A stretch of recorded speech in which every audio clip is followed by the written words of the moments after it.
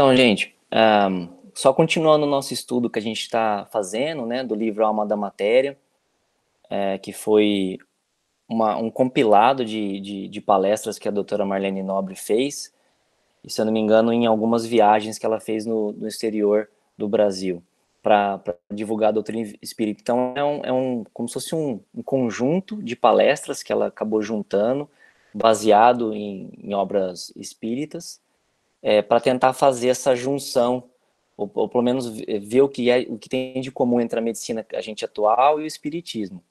Então a parte que caiu acabou para eu falar sobre a anamnese é uma parte bem curta do capítulo, que só são 3 parágrafos, e eu achei meio prudente, de repente a gente dar uma parada até agora que a gente está fazendo e só falar um pouco, resumindo, tentar resumir bem rápido as outras aulas, as aulas anteriores, que vai ser interessante se a gente conseguir fazer a conexão de tudo que a gente já estudou até agora e chegando nesse momento aí da anamnese, que é como que o médico espiritual ele vai fazer o acesso, né, como ele vai investigar o que está precisando naquele espírito.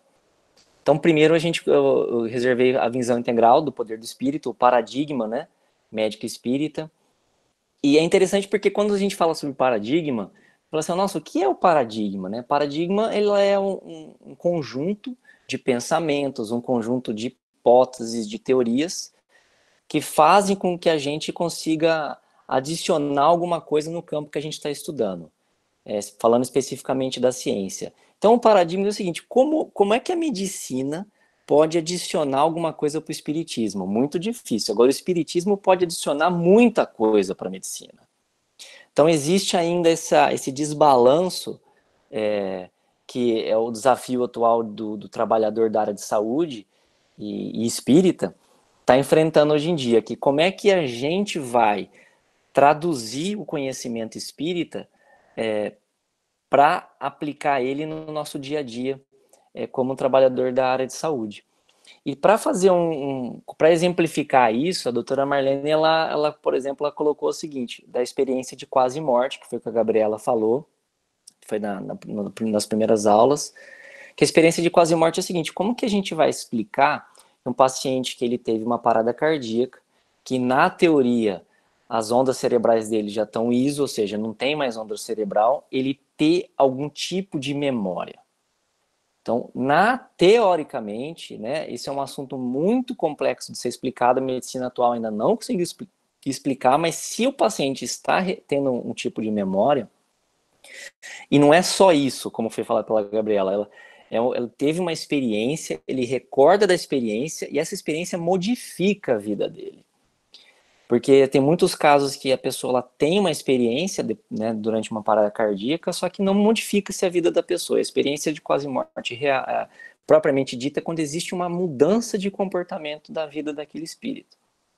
Então esse foi o primeiro exemplo que ela utilizou, falando, peraí, então se o corpo material está morto, como é que conseguiu lembrar e ainda não é só lembrou, ele lembrou e modificou a existência, o caminho, o curso desse espírito. Eu achei muito interessante trazer esse ponto desse pedaço que a gente começou estudando. Então, para ficar isso em mente. Aqui está a definição, né, de paradigma, e é muito interessante essa imagem, porque ela fala muito assim, você imagina você como sendo uma folha, você está pertencente de uma árvore, você é um indivíduo ali, quando você solta dessa folha, da árvore, você continua sendo um indivíduo, você continua sendo a folha. Então é só para representar que quando a gente perde a veste material, a gente ainda somos um indivíduo, a gente ainda não, a gente não perde a gente perde a matéria, mas ainda continua com o espírito. Só continuando, o próximo foi a matéria mental como parte da cocriação e fazendo uma análise, né, da visão da física quântica com o espiritismo, que o Rogerinho falou. Então é importante aqui a gente lembrar que a gente está no mundo físico.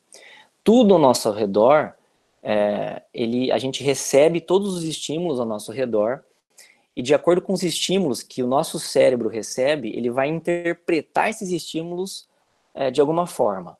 Então, por exemplo, usando o caso da luz, do fóton, a luz é uma onda, a gente chegou a comentar isso nessa parte, que a partícula, às vezes, esse elétron, às vezes, ele se fóton, às vezes tem um comportamento como onda, às vezes ele tem um comportamento como partícula, ou seja, às vezes vai reto, mas usando de novo o fóton.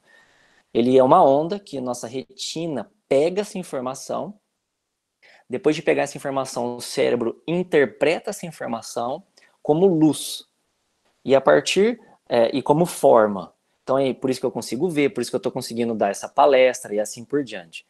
Então, aqui no direita do slide, a gente tem só uma pequena camada. Então, essa escala aqui é uma escala que representa uma onda, por exemplo. Quando a onda tem um comprimento muito grande e uma frequência muito baixa, são as ondas de rádio, que essas ondas, por exemplo, elas são utilizadas por telescópio, então ela consegue viajar a distâncias inimagináveis, e a gente capta essas ondas e transforma ela interpreta ela para estudar planeta, e ela vai diminuindo a amplitude dela, né? E vai chegando nessa amplitude aqui, que é a pequena faixa que a gente consegue ver. Então, isso já demonstra que a parte que a gente tem, o nosso corpo material, ela tem uma limitação muito importante. A gente não está com uma consciência de tudo que está acontecendo ao nosso redor. É muito pouco. Como exemplo, aqui a gente tem, né, tudo que é abaixo do vermelho, a gente chama de infravermelho, então é uma onda maior, e tudo que está acima do violeta a gente chama de ultravioleta. E aí no capítulo ele usa uma referência do espírito que usou o pseudônimo de André Luiz, no Mecanismo de Mediunidade, falando que os espíritos, quanto mais o espírito é superior, mais ele emite uma onda de alta frequência. E quando a gente morre, a gente tem ondas supraluminares, eles usam essa palavra aqui, supraluminar. Então, o que significa isso? A gente não consegue ver, depois que a gente perde o corpo material, porque simplesmente o nosso olho não está adaptado para essa faixa de onda. Então, é uma explicação que esse espírito utilizou para justificar isso para a gente.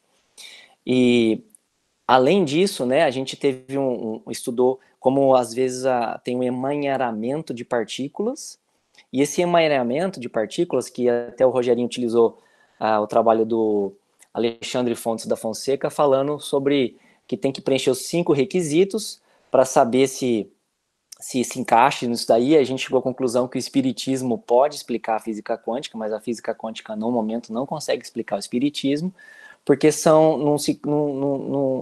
não preenche todos os requisitos necessários.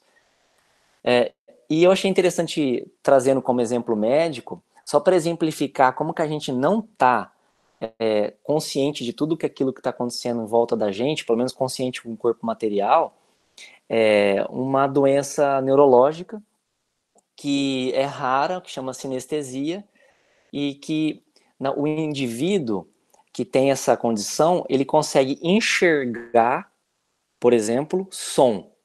Então você imagina que você vai num concerto, você vê um monte de raios de luz saindo do instrumento musical.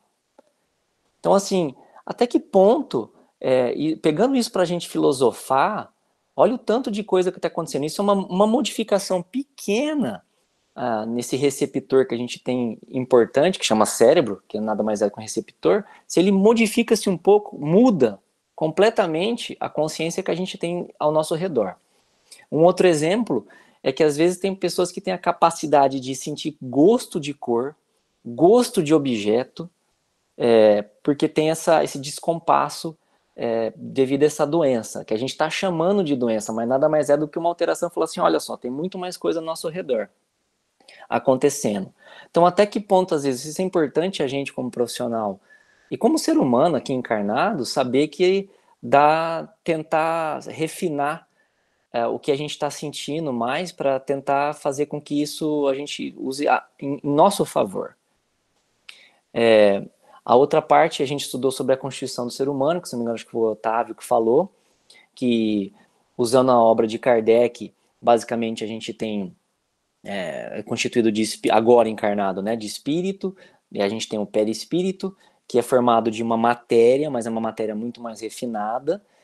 São elementos que não estão na tabela periódica de Mendeleev ainda, e tem um corpo físico.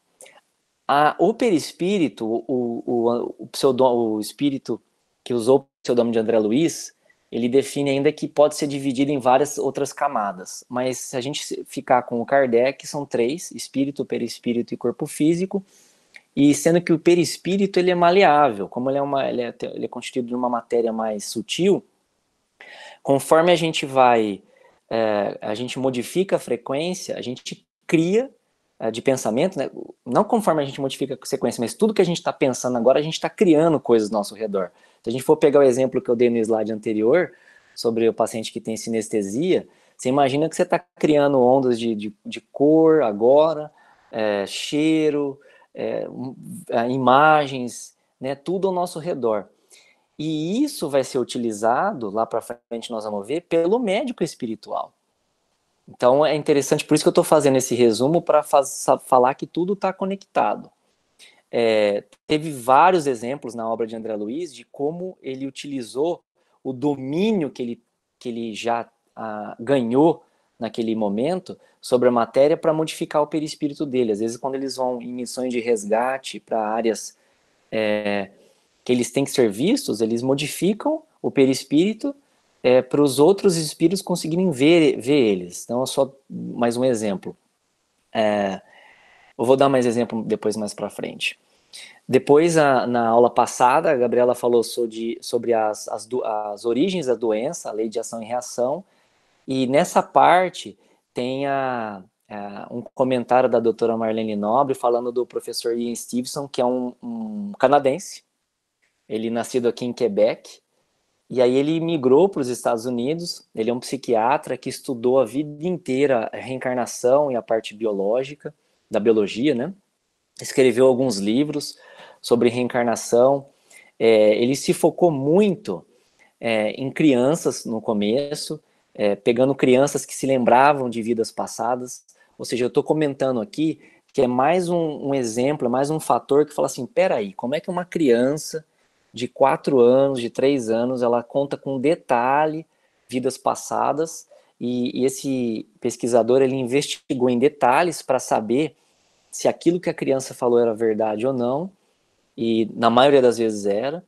Chegou a confrontar, por exemplo, foi para a Ásia, crianças falavam, olha, minha casa era essa, eu era casado com essa mulher, ou seja, ele foi bem sistemático, ele é bem respeitado hoje no meio psiquiátrico, ele já desencarnou, mas o professor Ian Stevenson, ele foi citado nessa parte. E isso faz com que a gente, sabe, a gente consegue explicar, talvez, né, ou entender, acho que a melhor palavra que se encaixa aqui é entender, a origem das doenças, por exemplo. Por que às vezes algum espírito nasce com alguma malformação, ou por que desenvolve algum câncer, ou por que desenvolve qualquer outro tipo de doença? Porque as vidas nossas estão conectadas. E esse estudo do Ian Stevenson é mais é só uma pontinha do iceberg ainda, que está começando a ser desvendado, explicando, olha, às vezes a gente tem isso na obra de André Luiz, uma pessoa perdeu, por exemplo, um pedaço um dedo, mas na verdade era para perder o braço inteiro. Só não perdeu o braço inteiro porque ele estava numa obra, fazendo tanta obra do bem, que teve a misericórdia divina e atuou em favor dele. Então, quer dizer, mais um exemplo que as vidas estão conectadas. A Gabriela deu mais exemplos na aula passada, e só para deixar bem claro que a gente, como profissional da área de saúde, não importa saber o que aconteceu na vida passada. O que importa é saber como que eu posso resolver esse problema, como eu posso ajudar, como eu posso acrescentar agora, neste momento. Não cabe a gente a querer investigar isso, porque se coubesse a gente, de alguma forma Deus ia dar ferramentas para a gente investigar. Se ele não deu, acho que não é hora ainda para a gente fazer isso. E exemplificando, né, que tudo que acontece na nossa vida, nessa e nas anteriores, e que nas outras futuras que a gente vai ter, ela gera uma reação em cadeia. Então, essa reação em cadeia, ela pode gerar, colocar você num caminho muito bom, ela pode, às vezes, parar você, mas tudo vai ser o aprendizado. Nada vai ser Nada que vai acontecer com a gente vai ser uma injustiça ou vai ser uma coisa que não deveria acontecer. Tudo vai ter uma explicação e tudo é uma reação de uma ação que foi tida previamente. E aí a gente chegou no, né, falando tudo que eu falei agora, chegou na parte da anamnese. E essa parte, como eu falei, então, são 3 parágrafos só. Antes de eu começar a falar essa parte, tem alguém que quer fazer alguma pergunta ou alguma observação do que já foi falado sobre esse resumo rápido que eu fiz das outras partes ou não? Acho que não, Thiago, Não? tá bem claro. Tá jóia. Então, a parte da anamnese, ela usa 2 obras, ela usa E a Vida Continua, e a outra obra que eu vou comentar depois, e a ficha de identificação completa do paciente, né, que o médico espiritual usa, é constituída de no mínimo 7 itens que ela coloca ali, que é a história atual, então, né, desencarnou, como é que foi a vida, e assim por diante. Aí começa, né, muito interessante a ficha kármica. E aí ela usa essa expressão ficha kármica, mas não é no sentido da cultura oriental, é mais no sentido da conexão com vidas passadas, entendeu? É como se fosse, né, para uma ficha de antecedentes de vida passadas, pode ser uma outra forma de colocar. O item 3, projeção individual das reminiscências. Isso é interessante porque você imagina o que a gente, como indivíduo, está conseguindo projetar e criar ao nosso redor, o que é fruto dessa vida atual, o que é fruto da vida passada, ou seja, tem muitos espíritos que embora estejam encarnados agora, eles têm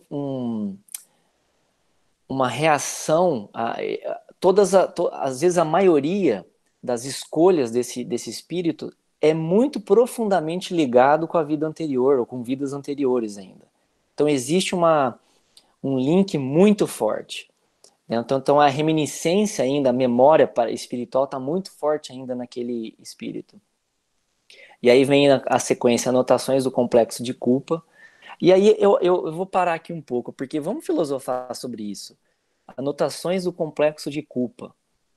Então, assim, quando a gente faz alguma escolha, que é uma escolha que leva a gente a um resultado negativo, é natural primeiro sentir culpa, porque é um remorso daquilo que você fez, mas ao mesmo tempo, se essa culpa ela perdurar muito tempo, acaba sendo patológico para aquele espírito, não vai acrescentar mais nada e vai ainda abrir porta para obsessor, abrir porta para doença espiritual. Então eu vou dar um exemplo de como a gente deveria fazer, que no livro Paulo Estevão, se alguém já leu, então o espírito de Saulo, que foi um perseguidor aí dos cristãos, né, mandou matar, perseguir e tal. A partir do momento que Jesus aparece para ele e ele se converte a Paulo, é um espírito que ele teria completamente milhões de razões para viver o resto da vida dele num complexo de culpa e não fazer nada sobre isso. Mas não, ele falou, tá bom, o que eu tenho que fazer para te servir? Esqueceu o passado e agora eu vou ficar firme nas escolhas positivas do futuro. Então, esse balanço entre, ok, eu estou fazendo errado, então agora eu vou fazer certo, isso é anotado pelo médico espiritual. O número 5, análise dos membros de família. E vamos lá. Então, qual é a nossa principal função agora, nesse momento? A principal função do Tiago agora é se tornar um espírito melhor de quando eu desencarnar, de quando eu nasci. Então, se eu tenho que ficar melhor. Não interessa se é 1%, se é 99%, mas se eu for melhor, eu já vou estar a caminho do meu objetivo principal. Os objetivos secundários é depois resgatar, por exemplo, ou ajudar, auxiliar espíritos que estão na minha família espiritual. E é por isso que é importante. Então, aqui, até o item número 4, eles analisam o espírito, o indivíduo sozinho, só ele. E o número 5, ele analisa os membros da família, as pessoas ao redor que estão dele, qual é a história que esse grupo vivenciou, para ter uma visão mais completa do que está acontecendo. Às vezes esse espírito desencarnou com um complexo de culpa grande, aí eles vão avaliar, de repente é porque teve um problema muito sério com o pai, ou muito sério com a mãe, então para ter uma visão global. E aí chega o número 6, que é ligado aos outros cinco itens anteriores, que é a análise psicológica detalhada. E isso é interessante, porque aí ele vai além da parte espiritual, né, de como que esse espírito está pensando. E chega no último, que é a análise mental. E a análise mental, na minha cabeça, assim, é fantástico, porque ele vai conseguir saber todos os padrões, tudo isso que aconteceu em várias vidas, a família, o complexo de culpa, o que gerou de pensamento. E a gente acabei de fazer um resumo que o nosso pensamento vai criar o ambiente ao nosso redor. Então, se a gente utilizar essa análise que o médico espiritual faz, é fantástico, porque ele está vendo o indivíduo, ele começa pelo indivíduo, ele expande para a família, ele expande o que acontece na psicologia e análise mental, e fechando na análise mental, ele sabe, ele consegue, né, explicar, ou pelo menos ter uma avaliação muito completa do porquê que aquele espírito está naquela situação. Então aqui, como eu falei, nós vamos usar duas obras que a doutora Marlene Nobre colocou, E a Vida Continua e Entre o Céu e a Terra. Então, no E a Vida Continua, tem até filme, inclusive, né? Que ele quando eles recebem a Evelina no instituto ali, e eles começam a fazer um atendimento, que eles usam essa anamnese. Então, você imagina só, o médico espiritual, na hora que aquele espírito está chegando ali, eu tenho quase certeza que isso é questão de alguns milésimos de segundo, ele já tem 90% da informação na mão dele. Mas a primeira coisa que eles fazem, porque eles conseguem ter a visão espiritual avançada para conseguir avaliar isso. Mas enfim, a primeira coisa que ele faz é explicar por que ele está ali. Né? Explica para Evelina, olha, o instrutor Ribas, né? Que e diga-se de passagem, nesse capítulo a Evelina ela estava, né, meio ansiosa, tal, falando de será que vai acontecer alguma coisa, né? Falando até com um espírito que estava junto com ela lá.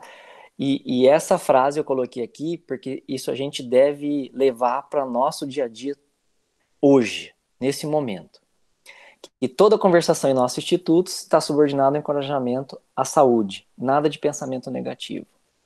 Então, para mim, acabou. Aqui, assim, se a gente quiser acabar a aula aqui, isso já é uma lição muito importante. Já é uma mensagem que a gente tem que levar. Então, se no mundo espiritual, quando você entra numa clínica para ser atendido pelo médico espiritual, a primeira coisa que ele faz é explicar por que o espírito está ali e fala para ele, olha, tá tudo bem, e aqui não tem lugar para pensamento negativo. Por quê? Porque ele sabe que pensamento negativo, primeiro, é um sinal de doença espiritual. Segundo, isso vai trazer uma consequência, porque vai criar ao redor daquele espírito todo um ambiente favorável a fortalecer a doença espiritual daquela pessoa. Então, o primeiro passo para curar é falar para ele, o remédio é não pense, não tenha pensamentos negativos. E complementando isso, que quando a gente faz a anamnese é basicamente um joguinho de pergunta, né? Você pergunta e o que o paciente vai responder vai te ditando quais são os possíveis diagnósticos. E ele fala o seguinte aqui, que uma outra coisa que eu deixei em highlight. Por suas indagações, ou seja, aquilo que a gente pergunta, aquilo que o paciente pergunta para o médico vai conseguir identificar qual que é a posição que aquele espírito tem no conhecimento. Ou seja, as minhas perguntas, vamos supor que eu desencarnei, aí o médico espiritual vai me atender. O que eu perguntar para o médico espiritual vai dizer como o Tiago, que desencarnou, tem conhecimento de mim mesmo.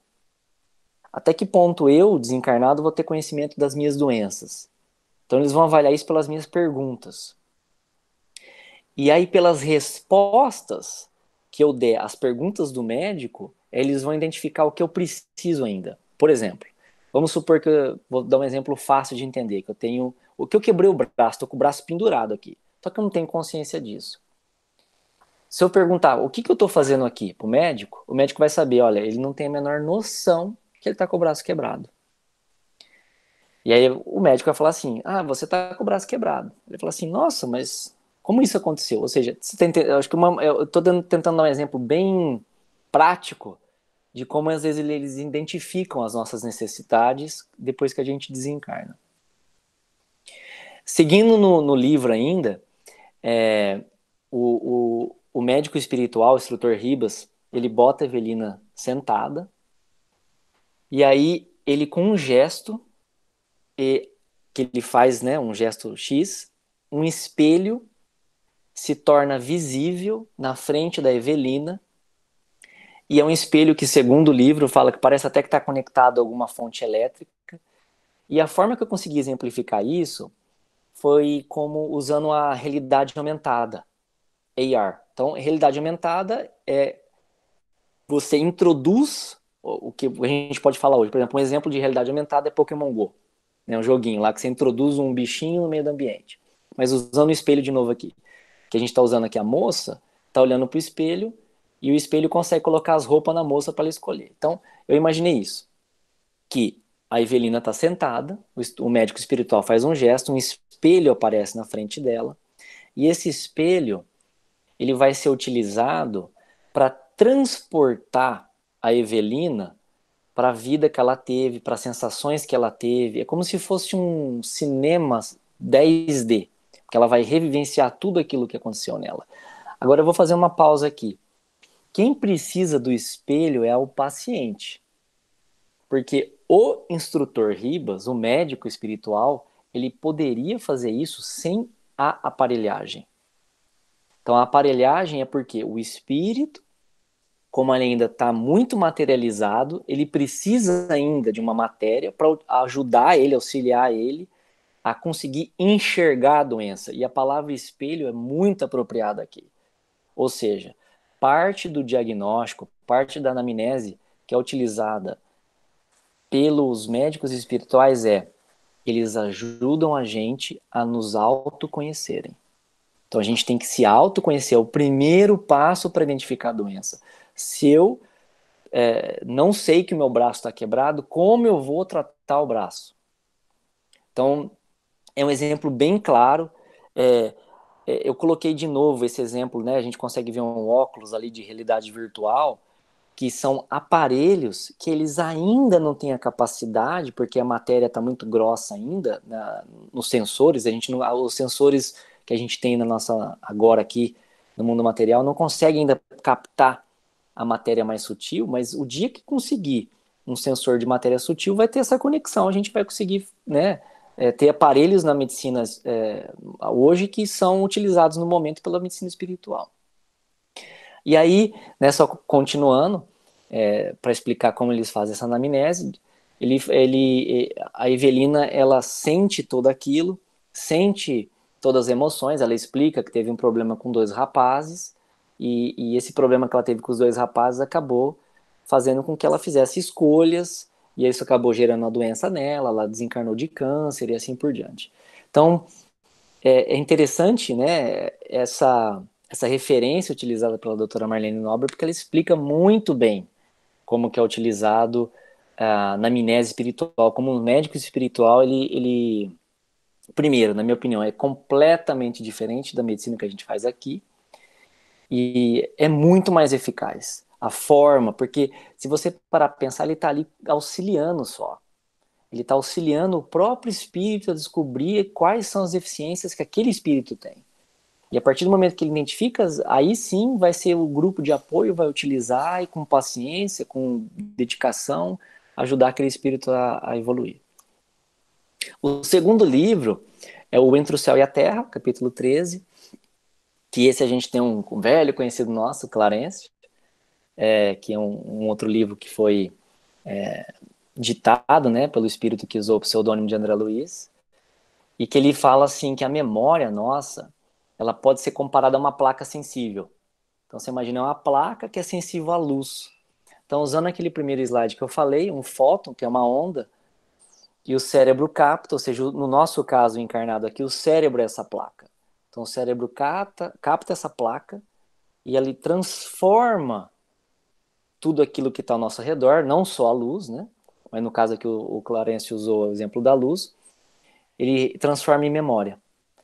Então, assim, guardando para sempre as imagens recolhidas pelo espírito. Ou seja, a gente tem como se fosse um HD dentro do nosso perispírito, espírito, né?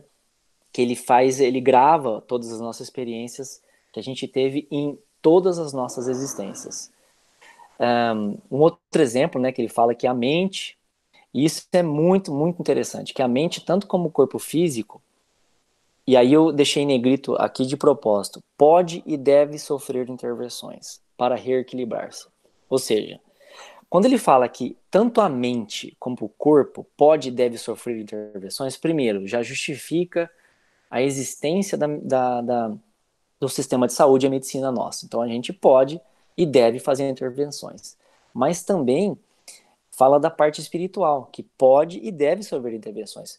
Qual é a finalidade da gente fazer intervenções? A finalidade é tentar colocar esse espírito no caminho do reequilíbrio.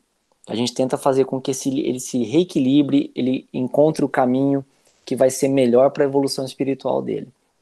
E isso é muito interessante, porque se a gente for usar como exemplo, por exemplo, uma pessoa que está doente ou que teve a experiência de quase morte. Aquela experiência de quase morte talvez foi o medicamento que aquele espírito precisava para se reequilibrar e modificar completamente a vida, que é o que foi, inclusive, constatado quando a Gabriela falou na aula dela. Ou seja, aquilo foi uma intervenção que ajudou a parte espiritual e a parte material também. Então, e aí ele complementa que mais tarde a ciência humana, né, ou seja, quem está encarnado, evolverá em uma cirurgia psíquica. Isso é fantástico, porque isso acaba conectando com o que eu acabei de falar, que a partir do momento que a tecnologia ela evoluir para ter sensores que são sensíveis à matéria sutil, isso é o primeiro passo para a gente conseguir identificar doenças espirituais. A partir do momento que a gente identifica a matéria que é mais sutil, e a gente identifica as doenças, a gente vai ter a capacidade de fazer cirurgias psíquicas, que é o que o Clarence está falando aqui, que vão ajudar nas necessidades da matéria carnal. Ou seja, nós vamos ter uma medicina, a medicina do futuro vai ser capaz de identificar as doenças espirituais, fazer cirurgia na parte, estou usando espiritual, mas perispiritual, né, no perispírito, fazer cirurgia nessa região e vai ajudar, como consequência, o corpo material. E aí ele complementa: no grande futuro, o médico terrestre desentranhará um labirinto mental, com a mesma facilidade que atualmente extrai um apêndice condenado. Ou seja, a medicina bem lá para frente, ela vai ser uma coisa muito atual. Isso é tão interessante da gente notar, porque vamos usar, por exemplo, o exemplo do apêndice. Apêndice é uma cirurgia, a Fer está aqui para me corrigir, mas é uma cirurgia que ela é relativamente simples, ela pode se tornar complicada dependendo do grau de infecção, mas supondo que seja uma apendicite simples, é uma cirurgia simples, e que há não pouco tempo atrás matava. A gente, como médico, hoje olhava e falava assim, gente, como era primitivo. Que é o que eles vão acabar falando da gente no futuro. No futuro, não sei, né, daqui 200, 300 mil anos, eu falava, meu Deus, no ano 2020, eles faziam cirurgia de tumor cerebral ainda, eles não conheciam ainda o diagnóstico perispiritual, não conheciam a cirurgia psíquica. Então, eu só estou deixando isso daqui como uma coisa para a gente pensar, para a gente filosofar nessas duas mensagens que o Clarencio falou. E aí tem essa parte que eu deixei, né, que o corpo da alma modifica-se profundamente segundo o tipo de emoção que lhe flui do âmago. Ou seja, correlacionando com o capítulo que o Rogerinho ele deu uma aula para a gente alguns atrás, que o pensamento nosso é co-criador. Ou seja, ele está dando uma dica que o nosso pensamento ele é capaz de criar o ambiente ao nosso redor e é ele que é capaz também de gerar a doença que a gente está sofrendo.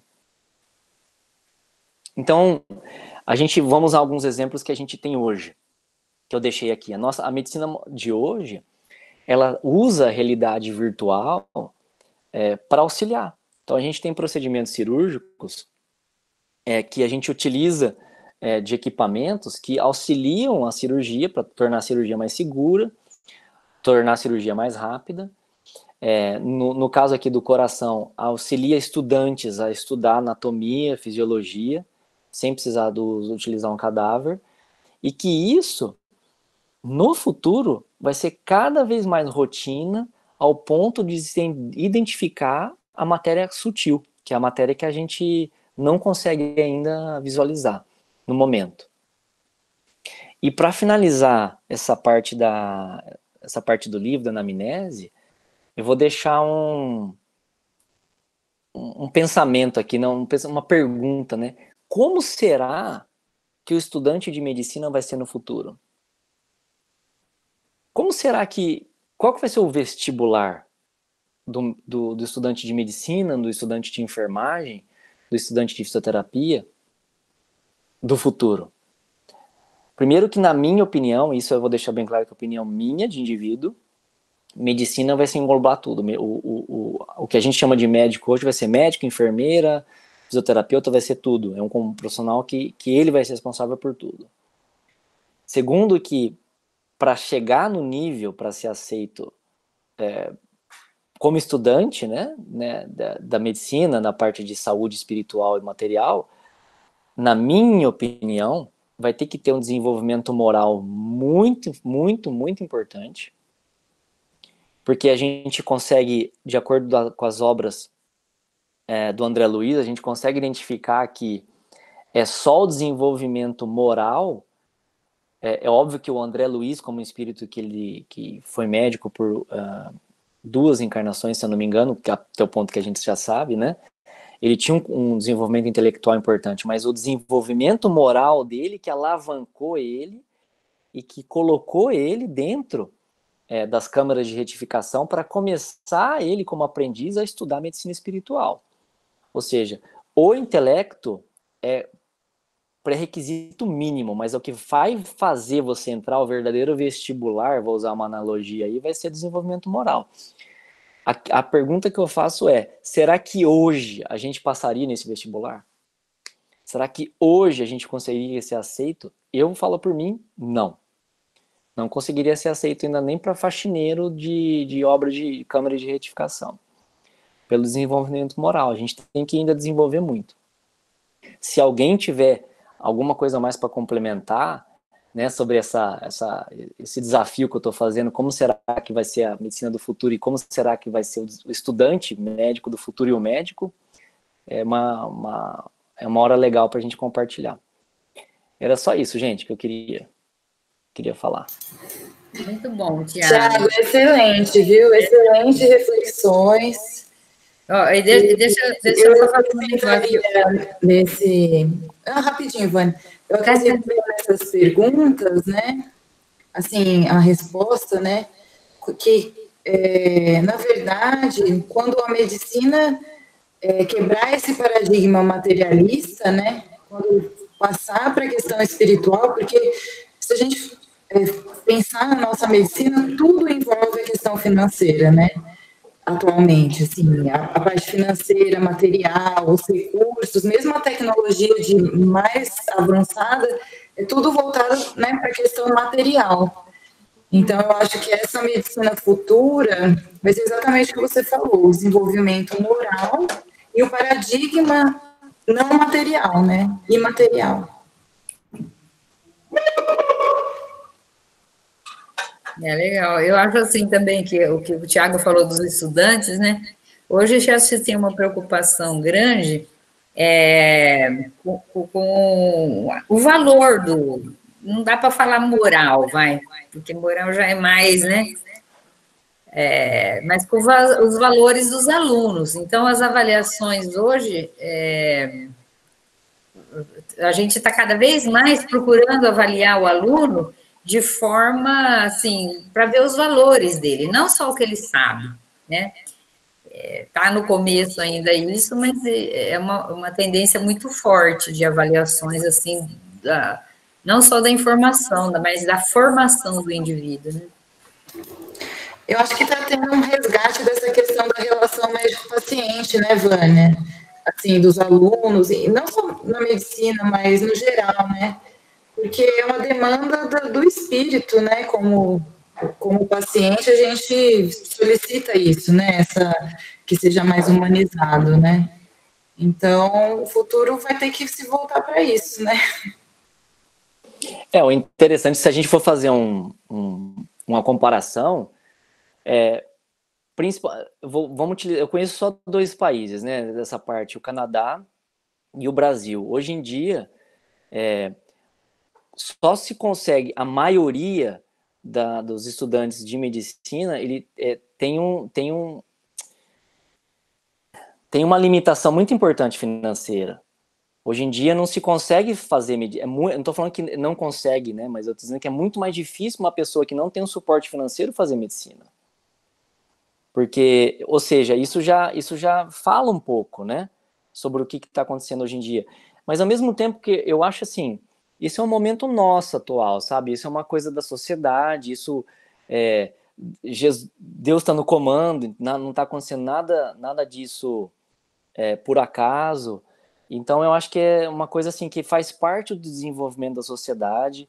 Eu sei como é que é, às vezes quando você está trabalhando, você tem toda uma estrutura que você tem que dar um suporte financeiro, então você tem que, né, é importante pensar na parte financeira, mas o desafio é você tentar fazer um equilíbrio entre a parte financeira e a parte, sabe, até que ponto é o saudável de eu trabalhar como médico, pensando também na parte financeira, e até que ponto eu estou extrapolando e estou deixando isso influenciar na minha atuação médica, entendeu? É bem delicado, mas o que me chamou a atenção é que como o médico espiritual, ele tem ferramentas, ele tem um approach dele completamente diferente do nosso, né? Que é isso que é a aula de hoje a respeito. Tiago, eu tinha comentado com você em particular, mas eu vou recomendar para o pessoal o livro do Yuval Harari. É o mesmo escritor do Sapiens. Não sei se vocês viram Sapiens. Ele tem um livro que chama Homo Deus. Ele é um cara que é um cara ateu, mas ele tem ideias fantásticas. E ele fala que a religião do futuro é uma religião que chama dataísmo. Quem tiver mais dados sobre as pessoas, e hoje esses Google da vida, esses Facebook, eles têm todo tipo de dado nosso, onde nós estamos, que hora que a gente dorme, que hora que a gente liga nosso despertador, que hora que a gente tira foto. Se a gente for ver, eles têm acesso a tudo, né? E esse acesso a esses dados são usados hoje, obviamente, de uma maneira mercadológica, para vender mais produto para a gente. É isso que eles querem. Só que no futuro, pelo que esse Yuval comenta, a tecnologia vai desenvolver muito. E a gente vai começar a entrar na era da nanotecnologia, que são chips microscópicos, às vezes, e que vão ter a capacidade de fazer a leitura, muitas vezes, do nosso corpo. Então, implantam um chip, sei lá, debaixo da tua pele, e ele vai ter acesso, por exemplo, à tua frequência cardíaca, à tua respiração, à tua pressão arterial, a liberação de hormônios estressantes, a dosagem de bebida, de álcool, por exemplo, no teu sangue, de drogas. E a pessoa que não quiser usar isso, porque, eu não quero ter isso daí, porque isso tá entrando na minha privacidade, tudo bem, você não quer entrar, tudo bem, mas a minha empresa não te contrata. Para você trabalhar aqui, ou para você fazer um seguro de carro, ou para você fazer um seguro de vida, tudo bem, você pode fazer, mas você tem que me fornecer teus dados. Porque hoje o que a seguradora faz? Ela vê o teu risco. O cara tem 20 anos de idade, tem um carro esportivo, anda que nem um louco, tem um monte de multa, ela usa esse dado para jogar o teu seguro lá em cima, porque se acontecer alguma coisa, ela vai ter que pagar. Então, ele não fala sobre essa questão espiritual no livro, até porque ele é ateu. Mas um pensamento que eu tenho já, desde que eu li esse livro, já tem alguns anos já, e que eu até gostaria de dividir com vocês, e às vezes até a gente pensar junto, será que isso não viria para o lado bom? Porque a gente vê no plano espiritual, quando o espírito superior chega e vê aquele espírito inferior, na hora ele faz uma leitura do quê? Da aura do indivíduo. É muito fácil para ele. Ele vê, ó, esse aí não tem luz nenhuma, isso não tem aura.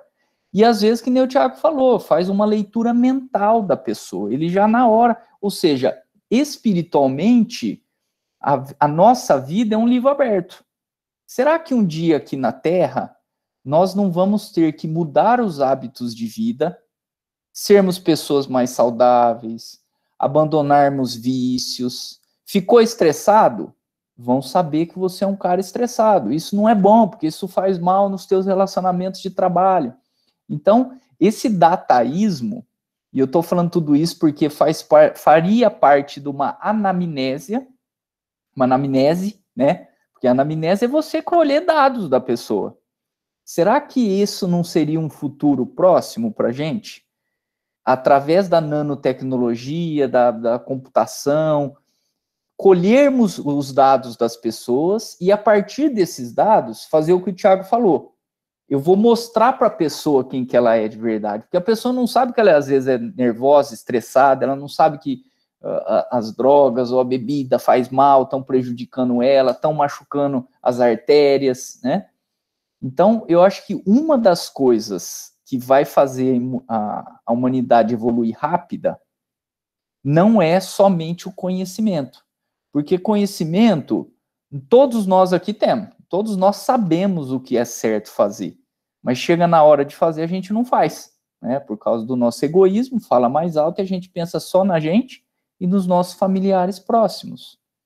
Ao passo que, uma vez que nossa vida for um livro aberto, que a anamnese tiver feita e todo mundo ali sabe de como você leva a vida, você mesmo vai querer levar uma vida melhor, mudar velhos hábitos, começar a agir de uma maneira melhor, e essa maneira seria uma maneira cristã, né? Que é o ideal que a gente entende. Então, eu queria deixar só esse comentário a respeito do dataísmo, que ele fala que seria a religião do futuro.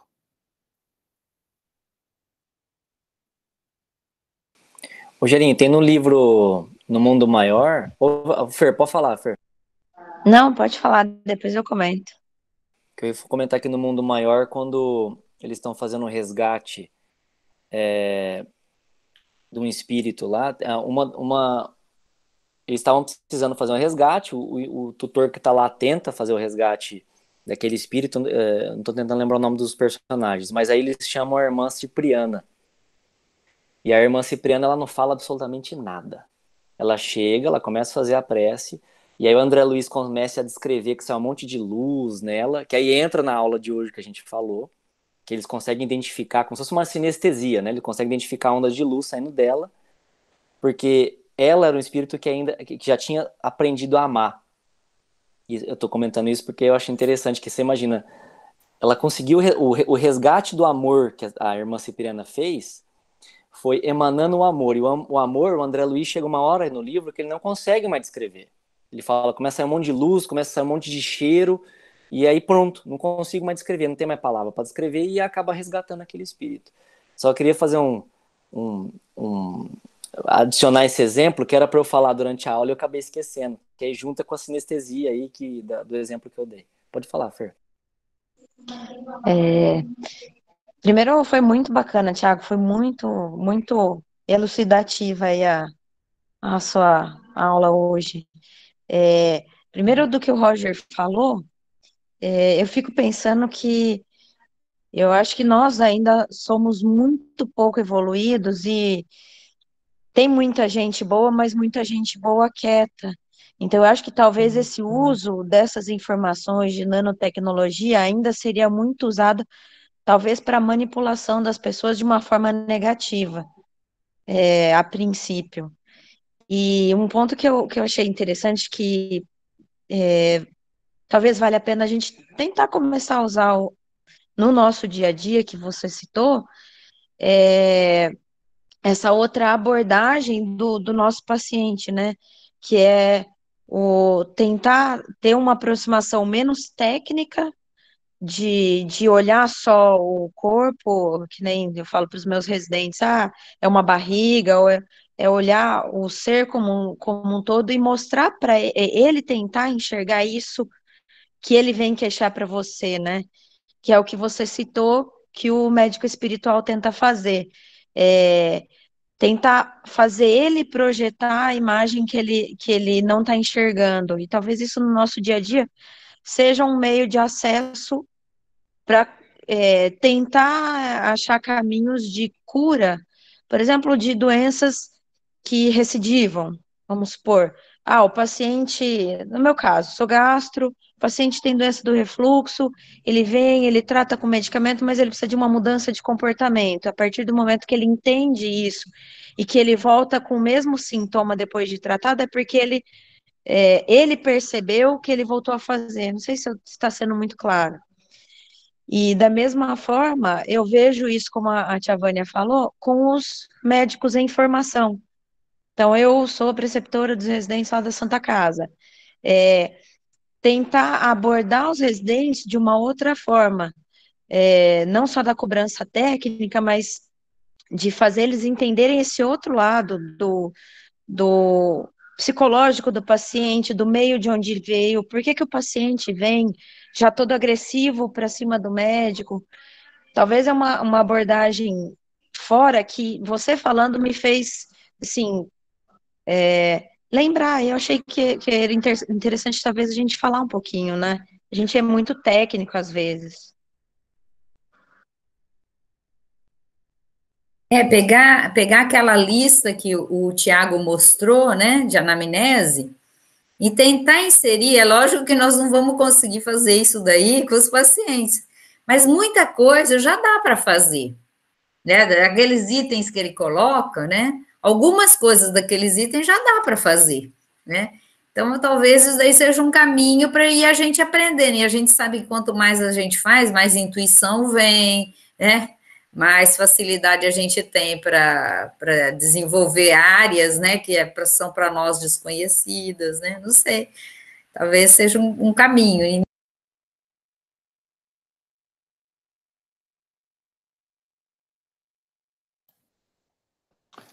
Tiago, uma pergunta, você que, assim, uma coisa que eu achei muito legal foi exatamente isso que a gente precisa nas aulas. Você falou, são 3 parágrafos, mas ela cita várias literaturas, várias bibliografias. Teve algum dos livros que você consultou que ela colocou aqui, que ela colocou na referência 35, que trouxe esse modelo ou ela criou esse modelo? Você chegou a ver um modelo igual esse? Que eu vi que ela citou evolução em 2 mundos, entre a Terra e o céu, sexo e destino. Não, foi nos livros.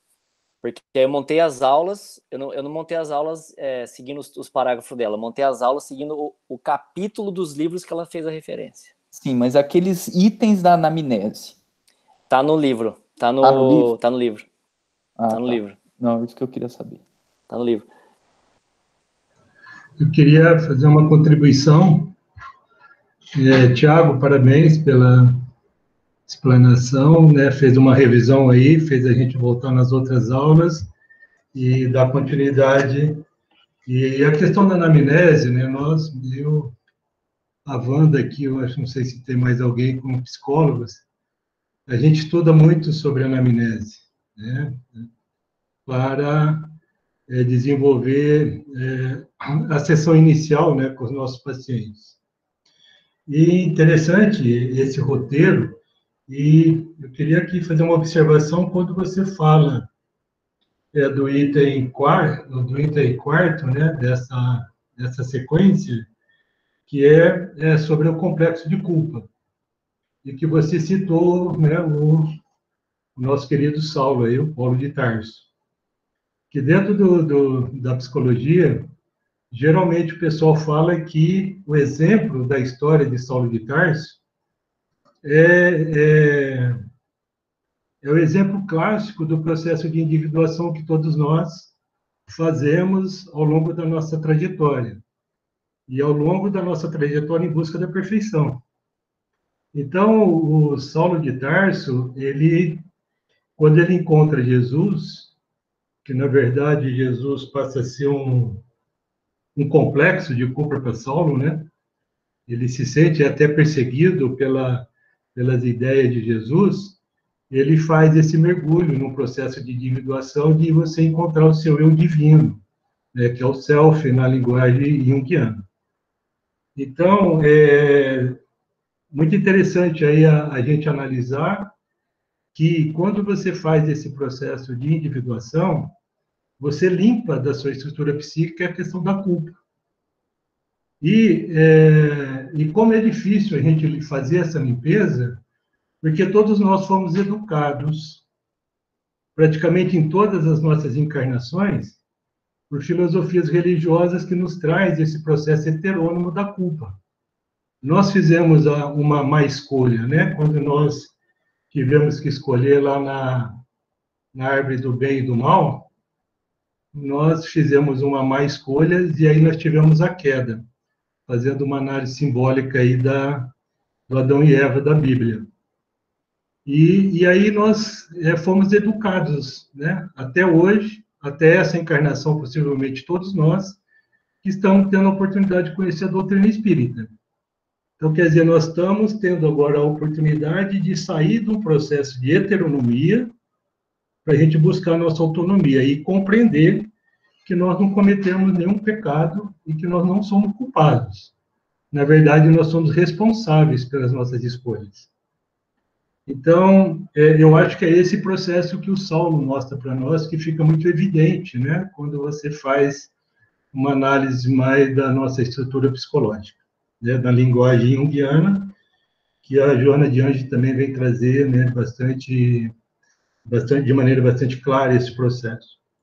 E aproveitando, eu queria fazer uma observação quando você fala lá da cirurgia psíquica, que eu entendo que o pessoal da área de saúde como um todo precisa perceber que quando se fala em cirurgia psíquica, se você está falando em cirurgia da sua própria alma, né? Então, você está fazendo uma cirurgia da condição do espírito que você é. Então, quer dizer, o futuro, possivelmente, a gente não vai ter uma cirurgia biológica, fisiológica, somente da nossa alma. Então, como é importante a gente fazer o link, né, da área da medicina com as outras áreas da saúde. Como a psicologia, ela vem como estudo da alma, no entendimento da essência do significado da alma, quando a gente fala, então, das nossas vontades, das nossas emoções. Até tem uma frase ali no final que fala: o corpo da alma modifica-se profundamente segundo o tipo de emoção que lhe flui do âmago. Então, quer dizer, a emoção mais primitiva que nós temos é o medo. Quando nós começamos a desenvolver a nossa inteligência racional, né? Quando começamos a nos encarnar como hominídeos, nós éramos uma presa muito fácil, então a primeira emoção que nós desenvolvemos foi o medo. Então, quando ele fala, então, o corpo da nossa alma, ele está falando, né, essa questão de atrelarmos essa medicina no processo da anamnese, né, e envolvendo todo o estudo da psicologia. Eu acho que esse link entre médico e psicólogo, eu acho que ele é um futuro que acho que a gente vai precisar ter aí os nossos consultórios um do lado do outro, ou senão trabalhando conjuntamente, porque eu acho que auxilia muito, principalmente na área da psiquiatria, né, hoje, falando atualmente. Era isso que eu gostaria de comentar com vocês.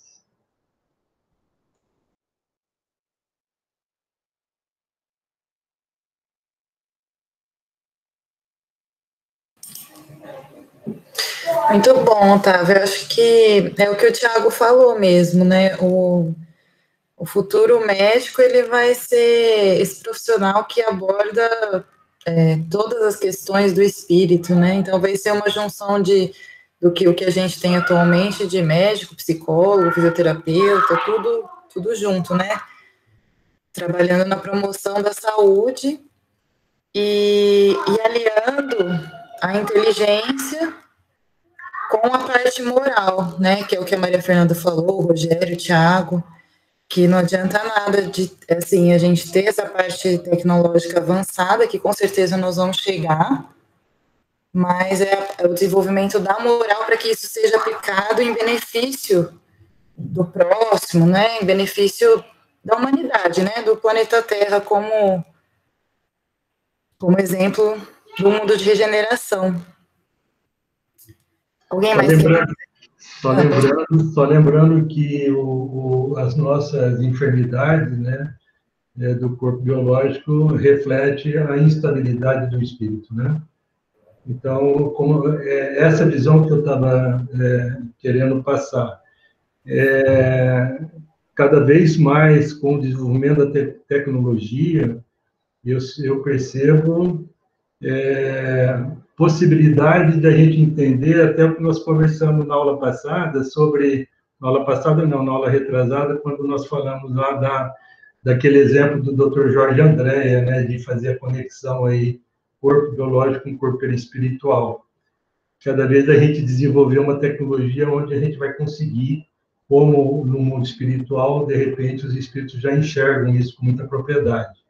Então, eu vejo essa tecnologia, a espiritualidade aqui do lado, né, do médico, fazendo o seu processo cirúrgico, fazendo anamnese, como também ele está ao lado do fisioterapeuta, do psicólogo, etc.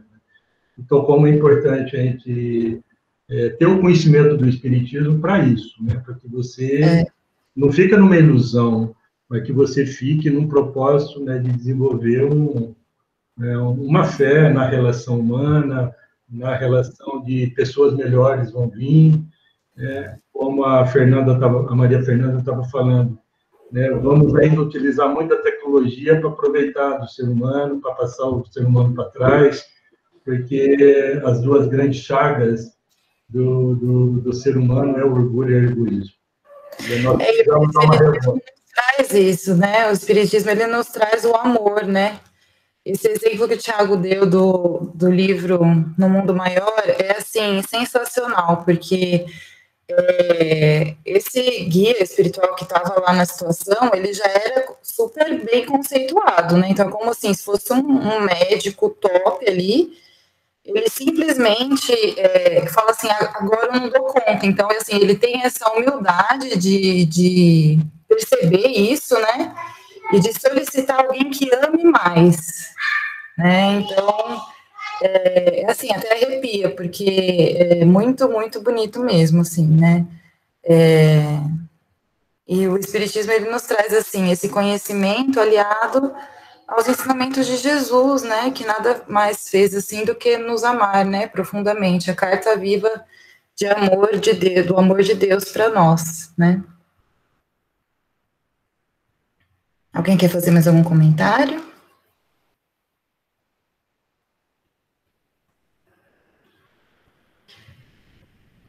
Bom, então, vamos encerrar por hoje, agradecendo imensamente o Thiago, viu, que trouxe uma revisão, nossa, foi fantástico, assim, linkando tudo que a gente viu até agora com esse capítulo da anamnese, né, da abordagem, trazendo essa reflexão para a gente pensar como vai ser no futuro e como a gente pode ir transformando né, o presente para que esse futuro seja alcançado, né?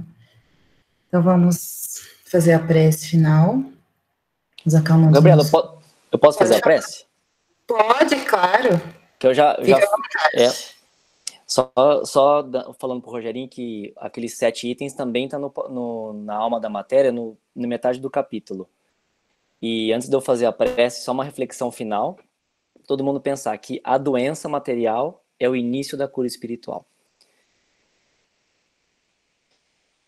Então vamos fechar nossos olhos.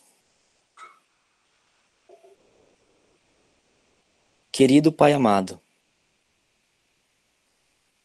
em nome de todos aqui, da Associação Médica Espírita de Rio Preto, eu agradeço do fundo do coração essa oportunidade que o Senhor está dando para a gente. Pai, obrigado. Eu gostaria de pedir para o Senhor, embora o Senhor sabe tudo que é de melhor que a gente precisa, que o Senhor atue com uma misericórdia para que a gente passe essa fase de muita turbulência, essa fase que faz parte da cura espiritual da nossa sociedade, de uma maneira que a gente sinta menos sofrimento. Por tudo isso, Pai, estou imensamente grato de estar encarnado, profundamente grato por ter essa oportunidade de estar vivenciando esse momento que está fazendo com que todos nós evoluímos espiritualmente. Pai, que a gente sempre possa tentar enxergar com os olhos do Espírito. Que a gente sempre possa fazer prevalecer o amor ao invés do egoísmo. Agradeço todos os irmãos que estão aqui com a gente, encarnados e encarnados. Agradeço muito a paciência que estão tendo com a gente. Agradeço muito toda a ajuda que a gente está tendo. Eu gostaria de mais uma vez fazer que todos nós podemos mentalizar o amor, que a gente possa fazer com que esse amor envolva a gente como um cobertor e que esse amor gradualmente vai se espalhando para todo o nosso ambiente domiciliar agora. Que a gente possa manter essa sensação de amor e de paz que a gente está conseguindo emitir agora o maior tempo possível. Por tudo isso, Pai, agradeço de coração. Que a gente possa ter o resto de semana muito bom e continuar com coragem, com perseverança e sempre com pensamento positivo a continuar esse estudo. Que assim seja.